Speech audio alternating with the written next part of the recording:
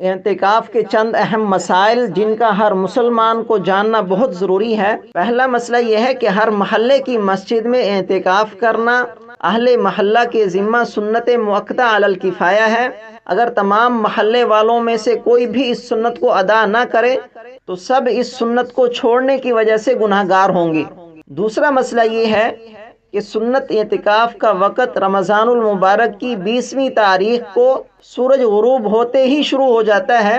اس لیے اعتکاف کرنے والے کو 20ویں روزے کا سورج غروب ہونے سے پہلے نیت کر کے اعتکاف کی جگہ میں داخل ہونا ضروری ہے۔ اگر کوئی شخص 20 رمضان کو سورج غروب ہوتے ہی اعتکاف میں نہ بیٹھ سکا بلکہ سورج غروب ہونے کے بعد اعتکاف کرتا ہے تو یہ مسنون اعتکاف نہیں کہلائے گا بلکہ یہ نفلی اعتکاف ہوگا۔ اور جس شخص نے رمضان کے آخری عشرہ میں اعتکاف کیا ہو اس کے لیے بہتر یہ ہے کہ عید کی نماز ادا کر کے گھر لوٹے۔ تیسرا مسئلہ یہ ہے معتکف وضو کرنے کے لیے مسجد سے باہر نکلے تو اس کے لیے وضو سے پہلے یا وضو کے دوران جلدی سے صابن سے ہاتھ منہ دھو لینے کی گنجائش ہے۔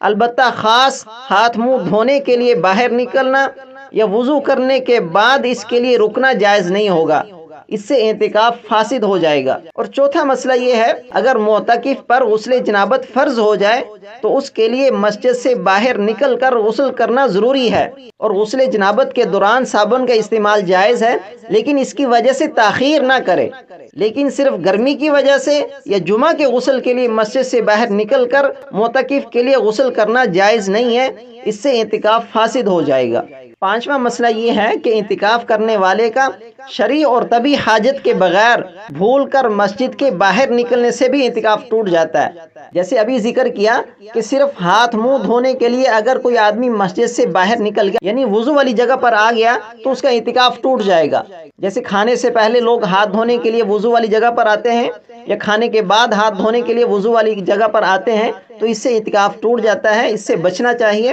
اگر کسی آدمی کا آخری عشرے میں اعتکاف ٹوٹ جائے تو ایسی صورت میں اس پر 1 دن کے اعتکاف کی قضا لازم ہوتی ہے۔ خواہ رمضان کے بقیہ دنوں میں سے کسی دن میں مغرب تا مغرب اعتکاف کی قضا کر لے یا رمضان کے بعد اگر اعتکاف کی قضا کرے